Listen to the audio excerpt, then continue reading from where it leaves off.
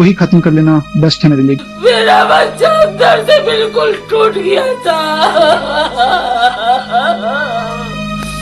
इतना टॉर्चर हुआ मेरा बच्चा।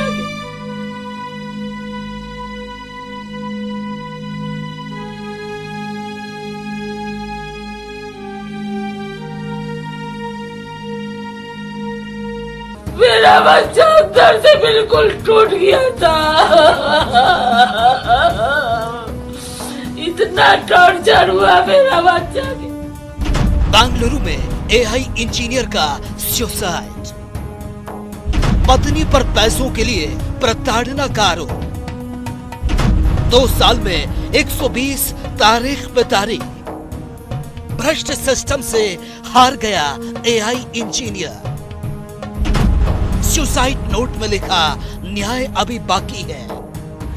कर्नाटक की राजधानी बेंगलुरु में आईटी प्रोफेशनल अतुल सुभाष की आत्महत्या के मामले ने देश में दहेज प्रथा के मामलों में हो रहे शोषण और अदालती कामकाज पर गंभीर सवाल खड़े कर दिए। अतुल सुभाष और उसके परिवार पर उत्तर प्रदेश के जौनपुर की रहने वाली उसकी पत्नी निकिता सिंघानिया ने 9 केस दर्ज करवाए थे। इनमें से कई केस पत्नी ने ये कहकर वापस ले लिए कि उसे जानकारी नहीं या वकील ने उसकी मर्जी के बिना केस फाइल कर दिए।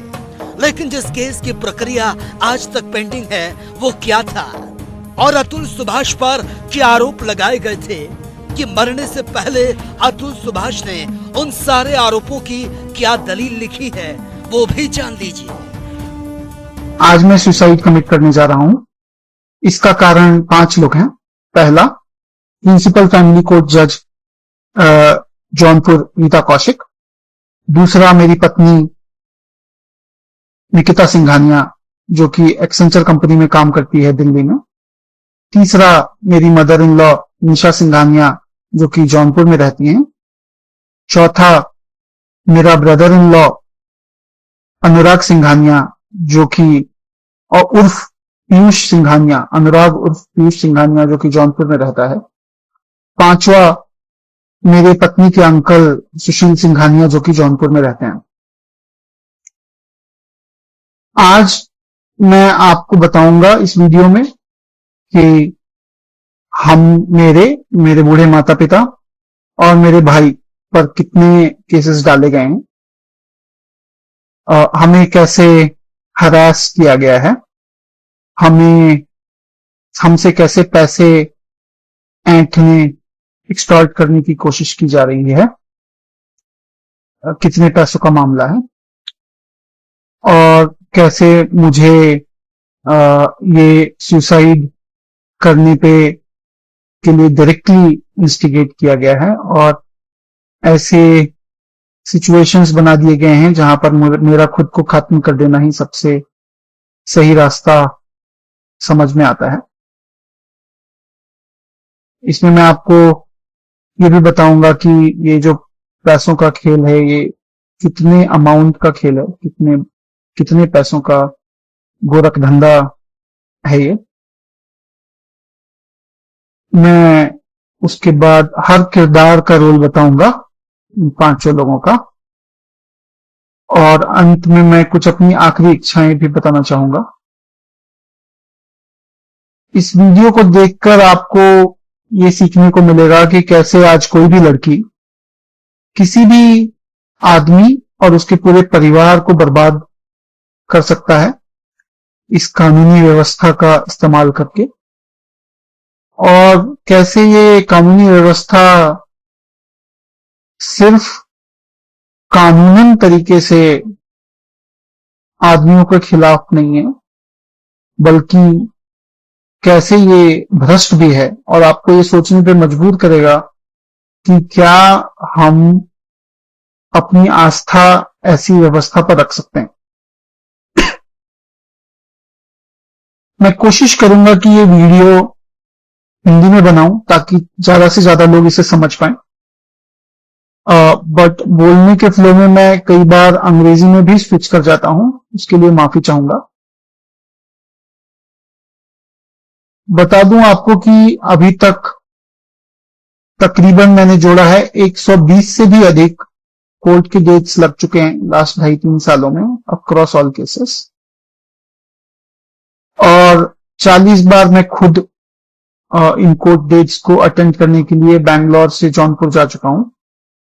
इसके अलावा मेरे माता पिता और भाई को भी अक्सर कोर्ट के चक्कर काटने पड़ते हैं। एक कोर्ट डेट अटेंड करने के लिए मुझे तकरीबन 2 दिन का समय लगता है मिनिमम। बैंगलोर से जौनपुर जाना, वहां कोर्ट डेट अटेंड करना अगले दिन, और फिर वापस आना। मुझे साल में 23 छुट्टियां मिलती हैं, तो आप अंदाजा लगा सकते हैं कि क्या इन कोर्ट केसेस से लड़ पाना किसी के लिए भी पॉसिबल है या नहीं।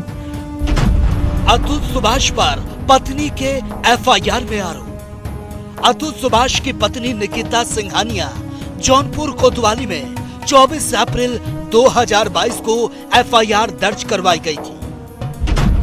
क्राइम नंबर 115/2022 पर आईपीसी की धारा 498, 323, 504, 506 और 3/4 दहेज प्रथा अधिनियम में एफआईआर दर्ज करवाई गई थी। एफआईआर में पति अतुल सुभाष मोदी के साथ अतुल की मां अंजू देवी, पिता पवन मोदी और छोटे भाई विकास मोदी को भी नामजद किया गया था। एफआईआर में आरोप लगाए गए कि 26 अप्रैल 2019 को अतुल और निकिता सिंघानिया की शादी वाराणसी के हिंदुस्तान इंटरनेशनल होटल में हुई। शादी के बाद से अतुल सुभाष और उसका परिवार 10 लाख रुपए दहेज में मांगने लगा था। पति शराब पीकर मारपीट करता था। पति पत्नी के रिश्तों में हैवानियत की जाती थी। नौकरी पेशा निकिता की सैलरी को पति अतुल सुभाष अपने अकाउंट में ट्रांसफर करवाता था। आरोपों में आगे ये कहा गया कि 16 अगस्त 2019 को सास और ससुर ने निकिता के जौनपुर में मायके जाकर 10 लाख रुपए मांगे। अगले दिन 17 अगस्त 2019 को निकिता के पिता की मौत हो गई। लोगों के समझाने पर पति अतुल सुभाष पत्नी निकिता को बेंगलुरु लेकर आ गया। 17 मई 2021 को अतुल ने सुबह निकिता और उसकी मां को मारपीट कर फ्लैट से बाहर निकाल दिया। पुलिस से शिकायत की गई।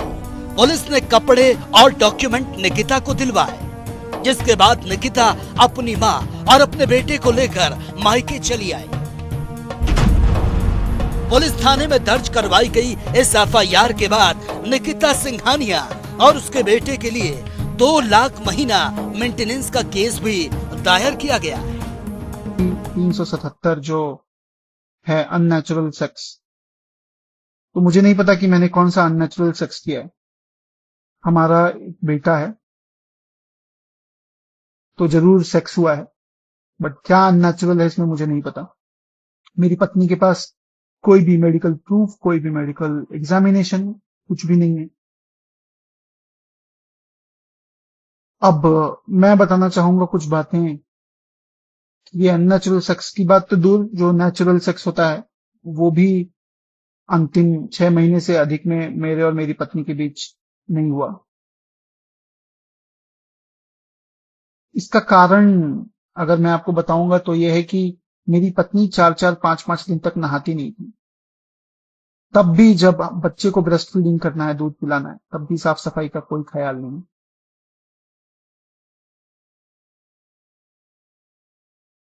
जो उसकी आदत थी कि जो आपका आर्मपिट होता है, जिसको आप बगल या कांख भी बोलते हैं हिंदी में, तो आप अगर लेटे हो तो वो उसे चाटेगी। आप सोच सकते हैं कि किसी भी आदमी को ये कितना अजीब सा गंदा लगेगा। इसके अलावा मेरी पत्नी की एक्सपेक्टेशन मुझसे थी कि मैं तो ये मुझसे नहीं हो पाएगा और ये मैं नहीं कर पाऊंगा। हर दिन जब वो कुछ सेक्स के लिए इनिशिएट करने की कोशिश करती थी तो मैं बहाना बनाता था कि आज मेरा सर दर्द हो रहा है, आज मैं थक गया हूं।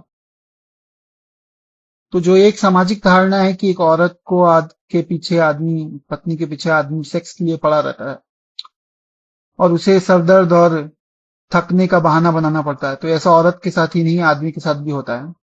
आदमी का भी एक मिनिमम स्टैंडर्ड होता है सेक्स करने के लिए।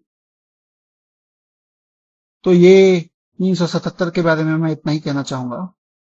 हालांकि कई सारी बातें हैं जो शायद इस पब्लिक फोरम पे नहीं बोलना चाहिए। उसके अलावा 498 ये धारा तो काफी पॉपुलर है। न जाने कितने लाखों परिवारों और करोड़ों आदमियों को बर्बाद किया इसने पिछले 40 सालों में। कितने लोगों ने इसकी वजह से अपनी जान दे दी, फिर भी ये आज भी है।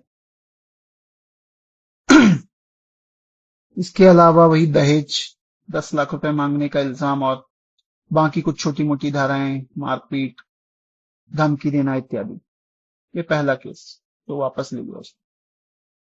दूसरा केस जो हम पे डाला उसने CRPC 125 के अंदर मेंटेनेंस के लिए। ये जज रीता कौशिक के कोर्ट में दाखिल हुआ था और इसके बारे में विस्तार से बात करेंगे। हालांकि यहाँ पे मैं ये भी बताना चाहूंगा कि इस मेंटेनेंस केस में मेरे पत्नी की डिमांड मुझसे 2 लाख रुपए प्रति महीने थी। 1 लाख रुपए मेरे 2 साल से कम उम्र के बच्चे के भरण पोषण के लिए और 1 लाख रुपए अपने भरण पोषण के लिए। पत्नी निकिता के आरोप पर अतुल की सफाई। अतुल सुभाष ने अपने 24 पेज के सुसाइड नोट में पत्नी निकिता सिंघानिया की तरफ से दर्ज कराई गई FIR में एक आरोप पर सबूत के साथ सफाई दी है।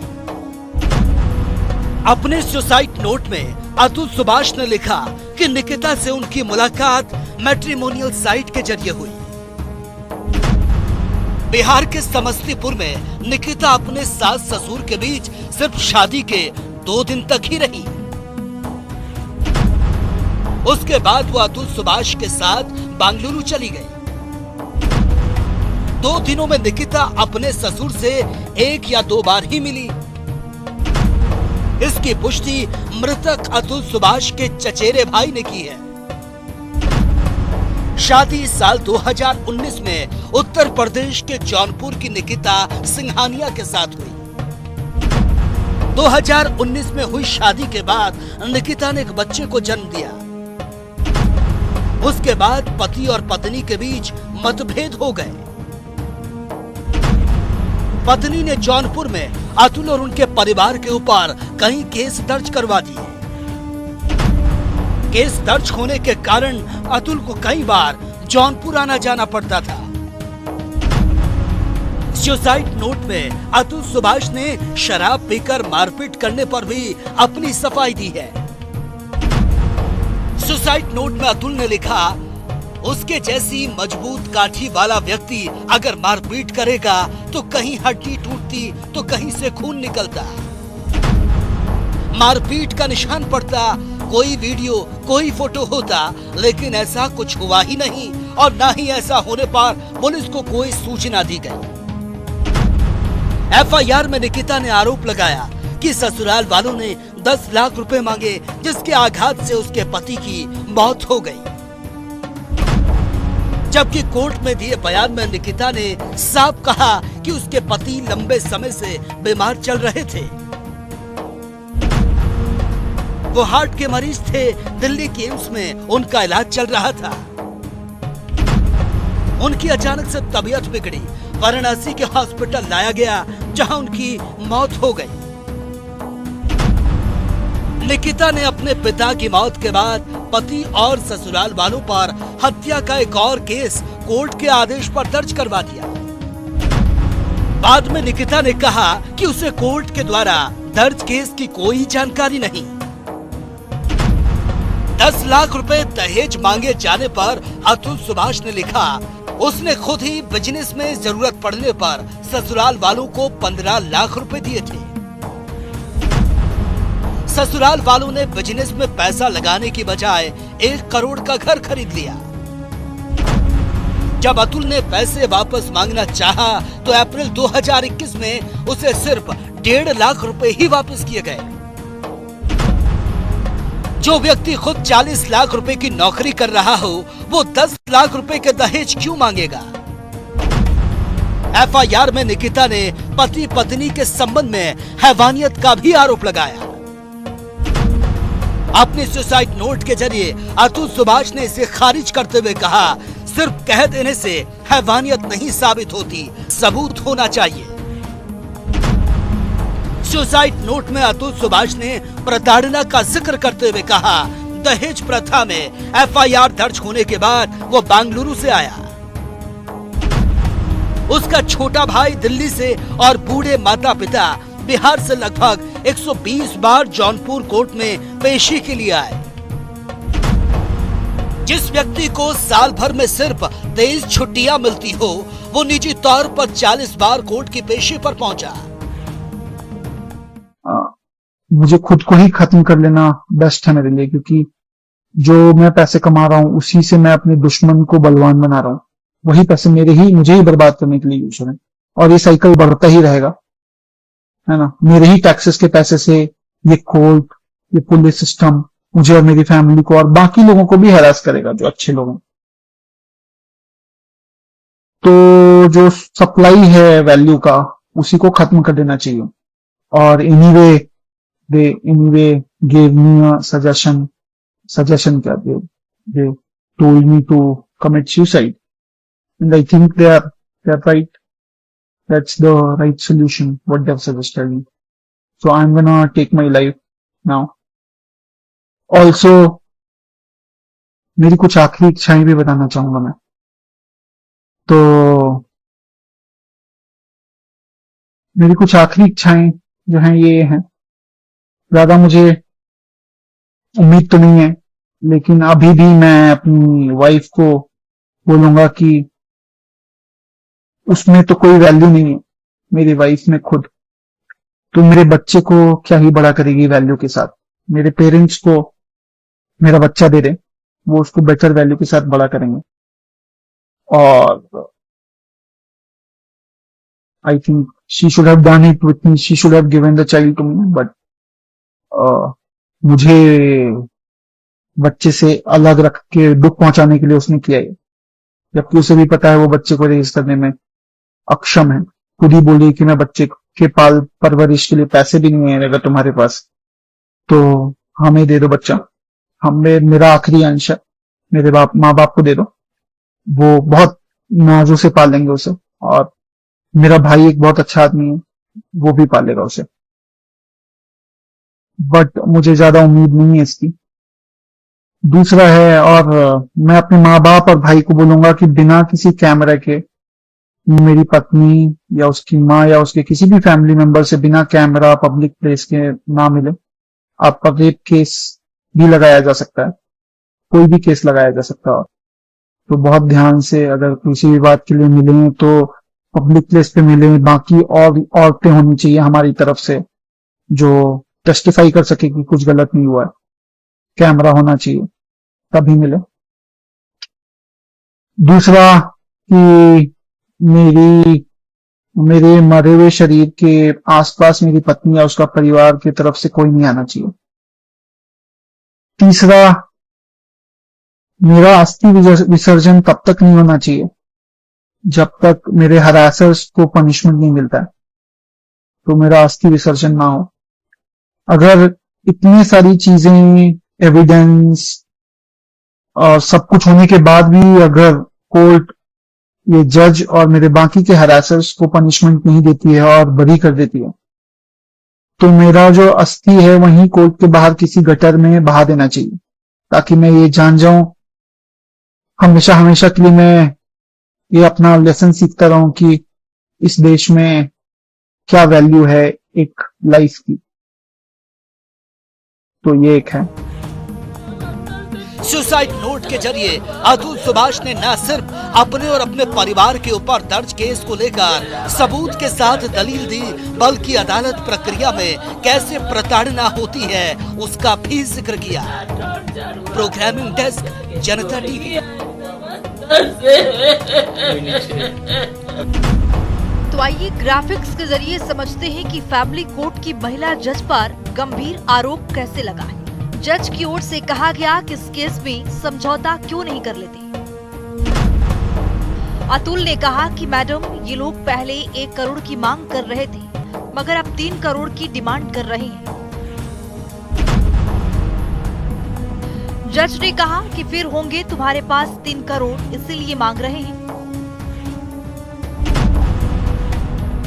अतुल ने कहा कि मैडम, आप देखिए इन लोगों ने कैसे कैसे आरोप मेरे और मेरे परिवार पर लगाए हैं, कितने केस डाले हैं। ये लोग मुझे मेरे बच्चे से भी नहीं मिलने दे रहे हैं। ये खुद घर छोड़कर गई है और अब मुझे और मेरे परिवार को परेशान कर रही है। मुझे बेंगलुरु से जौनपुर आना पड़ता है। जज ने कहा कि तो क्या हो गया, केस डाल दिया तो तुम्हारी पत्नी है वो।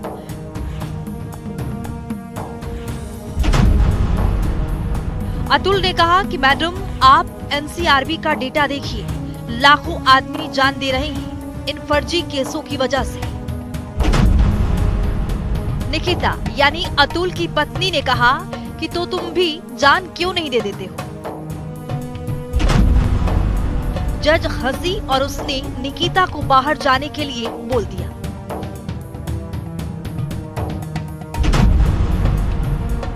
जज ने कहा कि केस सब फर्जी होते हैं, ऐसा ही होता है। तुम अपना और अपने परिवार के बारे में सोचो, ये केस सेटल कर लो, हम तुम्हारी मदद करेंगे। अतुल ने कहा कि ठीक है मैडम, आप मदद करिए, लेकिन मेरे पास इतने पैसे नहीं हैं। जज ने कहा कि हम करवाएंगे, मैं 5 लाख रुपए लूंगी, मैं ये केस सेटल करवा लूंगी, इसी कोर्ट में समझौता हो जाएगा। तुम काफी पैसा कमाते हो, तुम्हारी पत्नी निकिता भी मान जाएगी, नहीं तो तुम और तुम्हारे माता पिता जिंदगी भर कोर्ट के चक्कर काटते रहोगे। अतुल ने कहा कि मैम, मेरे पास इतने पैसे नहीं हैं, हमारे पास सारे सबूत हैं। मेरी पत्नी से पूछताछ में कितनी बातें निकल कर आई है, आप हमारा केस मेरिट पर सुनिए। जज की ओर से कहा गया कि ठीक है, तुम्हारा केस मेरिट पर ही सुनते हैं, तुम बाहर जाओ। फिलहाल अतुल सुभाष के सुसाइड नोट के जरिए लगाए गए आरोपों पर निकिता सिंघानिया का परिवार कुछ भी बोलने को तैयार नहीं है। वहीं अतुल सुभाष के वकील दिनेश मिश्रा का कहना है कि ऑर्डर कभी कभी गलत ही होता है, तो ऊपरी अदालत में जा सकते थे। देखिए, ऐसा था कि 125 का मुकदमा मेंटेनेंस का ये लड़की ने किया था और जिस बच्चे ने सुसाइड किया इसके खिलाफ किया हुआ था। और उसमें जो है, चूंकि लड़का भी अच्छा 84,000 रुपीज पर मंथ उसकी इनकम थी और बेंगलोर में वो जो है पोस्टेड था। लड़की जो है वह भी दिल्ली में अच्छा पैसा कमा रही थी। तो कोर्ट ने जो है सभी चीजों को देखते हुए और पत्रावली पे जो भी एविडेंस मिली हुई थी उस लिहाज से उसका एक लड़का था, उसको 40,000 रुपए पर मंथ का मेंटेनेंस का ऑर्डर किया और लड़की को नहीं किया। तो ये सही ऑर्डर था। भाई, लड़की जब कमा रही है और अपना खर्च चलाने में सक्षम थी वो, तो उसके खिलाफ कोई ऑर्डर नहीं किया। अब ये 40,000 रुपया जो ऑर्डर हुआ था ये उसको ज्यादा लगा। तो अगर वो ज्यादा लगा और इस बिना पे उसने ये सब जो है किया है, सुसाइड वगैरह करने की बात कही है, तो इसमें कोर्ट की कोई गलती नहीं है। भाई, हम कहते हैं ऑर्डर गलत ही होता है कभी कभी, तो आपके पास उसका फोरम है, आप हाईकोर्ट जा सकते थे, हाईकोर्ट में आप अपील कर सकते थे। उसका रास्ता है कि भाई ये 40,000 रुपया ज्यादा है, इसको कम कर दिया जाए। तो उसने ये न करके अगर इसको बहुत ज्यादा लेके किया है तो हम लोग समझते हैं कि ये बड़ा दुर्भाग्यपूर्ण है और बड़ा दुखद है। सुभाष के वकील दिनेश मिश्रा कह रहे हैं कि फैसले के नाम पर जज साहिबा पर 5 लाख मांगने की बात थी, वो किसके माध्यम से था? गहराई से सब पक्षों की जांच कर कार्रवाई की जाए, तभी न्याय होगा। अतुल के पिता पवन कुमार का कहना है कि अतुल कहता था कि सुलह कराने वाले कोर्ट में कानून के मुताबिक काम नहीं होता है। सुप्रीम कोर्ट के नियम भी यहाँ नहीं माने जाते हैं। उसे बेंगलुरु से 40 बार जौनपुर जाना पड़ा था। उसकी पत्नी उस पर एक के बाद एक केस दर्ज कराती गई। वह जरूर बहुत थक गया होगा, लेकिन उसने हमें कभी कुछ नहीं कहा। अचानक हमें उसके सुसाइड की खबर मिली। उसने हमारे छोटे बेटे को रात 1 बजे ईमेल भी भेजा था। मेरे बेटे ने अपनी पत्नी और उसके परिवार पर जो आरोप लगाए हैं वो सब कुछ सच है। वहीं अतुल के भाई विकास कुमार ने कहा कि मेरे भाई से अलग होने के 8 महीने बाद उसकी पत्नी ने डिवोर्स का केस दर्ज कराया और मेरे भाई और हमारे पूरे परिवार के खिलाफ अलग अलग कानूनों और धाराओं में केस दर्ज कराए। इस देश का हर कानून महिलाओं के लिए है, पुरुषों के लिए कोई कानून नहीं है। मेरे भाई ने इसी के खिलाफ लड़ाई लड़ी, लेकिन वो हमें छोड़कर चला गया। मैम, मेरी बस डिमांड ये है कि मेरे भाई को जस्टिस मिलना चाहिए। मुझे और कोई सिस्टम से ये अपेक्षा है कि मेन के लिए भी कोई कानून आए। जो मेरे भाई के साथ हुआ वैसे बहुत सारे लोगों के साथ इस देश में हो रहा है। उस चीज़ को गवर्नमेंट ऑफ इंडिया समझे। एक मेन की लाइफ भी एक उतनी इम्पोर्टेंट है जितनी एक फीमेल की लाइफ है। मैं ये चाहता हूँ कि ऐसा ना हो जाए आगे आने वाले सिस्टम में कि लोग मेन को ऐसा डर लगने लगे कि मैं शादी कर रहा हूँ तो सही कर रहा हूँ या नहीं कर रहा हूँ। उसको ये डर ना मिले कि क्या मैं ऐसा तो नहीं है कि मैं सिर्फ एटीएम मशीन बन के रह जाऊँगा, जैसे सिर्फ और सिर्फ जो है वो पैसा ही देना है। मैं पुलिस के इन्वेस्टिगेशन को मैंने अभी जस्ट जैसे बताया कि अभी तक कोई अरेस्ट नहीं हुआ है। मैंने एक फ़ोटो आप लोगों के साथ शेयर किया है जिसमें मैंने बताया है कि कैसे एक महिला अगर सुसाइड करती है और विदाउट के एक्स बॉयफ्रेंड को इमीडिएटली अरेस्ट कर लिया जाता है। तो ये हमारे सिस्टम में फ्लॉज नहीं है तो क्या है, जेंडर बायसनेस नहीं है तो क्या है। एक मैन जो है वो सुसाइडल वीडियो, इतने मिनट का वीडियो बनाता है, इतने बड़ा सुसाइडल नोट बनाता है। अभी तक एक्शंस जो हैं वो नहीं हुए हैं पुलिस के द्वारा। अब आगे फर्दर कैसे प्रोसीड करना है वो हम लीगल एडवाइस लेके आगे बढ़ेंगे, आगे प्रोसीड करेंगे।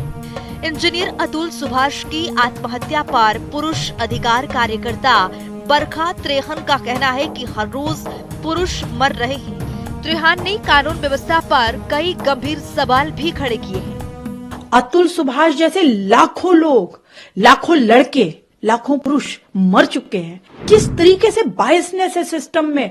सिर्फ लड़कियों की सुनवाई होती है, लड़कों की कहीं सुनवाई नहीं होती। 95% सुप्रीम कोर्ट कहता है कि ये फेक हैं केसेस, फर्जी हैं। तो जब सुप्रीम कोर्ट ही लीगल टेररिज्म कह रहा है तो आप अनुमान लगा सकते हैं कि क्या हालत होगी इस देश के पुरुषों की। जब भी पुरुष मरता है हम सिर्फ बातें कर लेते हैं, कोई मीडिया में बहुत हाईलाइट हो गया तो हमने बातें कर ली, लेकिन मर रोज रहे हैं। जो कानून पुरुषों के लिए जो महिलाओं के लिए बने थे सुरक्षा के लिए, उनको वेपन की तरह यूज किया जा रहा है। क्या एक बाप अपने बच्चे से भी नहीं मिल सकता? वो क्या स्पर्म डोनर है या सिर्फ एटीएम मशीन है? उसका काम क्या है? सिर्फ बच्चे पैदा कर दे और पत्नी जो है बच्चे को लेके चली जाए, उसका मुंह भी ना देखने को मिले। पुरुषों के साथ बढ़ते हुए अत्याचार को देख करके मुझे ये काम करती हूं मैं। लगातार 10 साल से भी ऊपर हो गया है। ऐसे ही पुरुष मरते जा रहे हैं। अतुल सुभाष कोई पहला नाम नहीं है। अतुल सुभाष जैसे लाखों लोग, लाखों लड़के, लाखों पुरुष मर चुके हैं।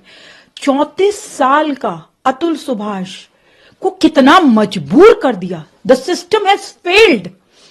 किस तरीके से बायसनेस है सिस्टम में। सिर्फ लड़कियों की सुनवाई होती है, लड़कों की कहीं सुनवाई नहीं होती। पति के हैरेसमेंट पर 90 मिनट का वीडियो बनाने के बाद अतुल ने 24 पन्नों का सुसाइड नोट भी छोड़ा है।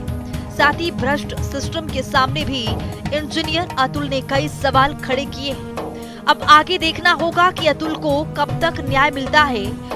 प्रोग्रामिंग डेस्क, जनता टीवी। मुझे खुद को ही खत्म कर लेना बेस्ट है मेरे लिए। मेरा बच्चा अंदर से बिल्कुल टूट गया था। इतना टॉर्चर हुआ मेरा बच्चा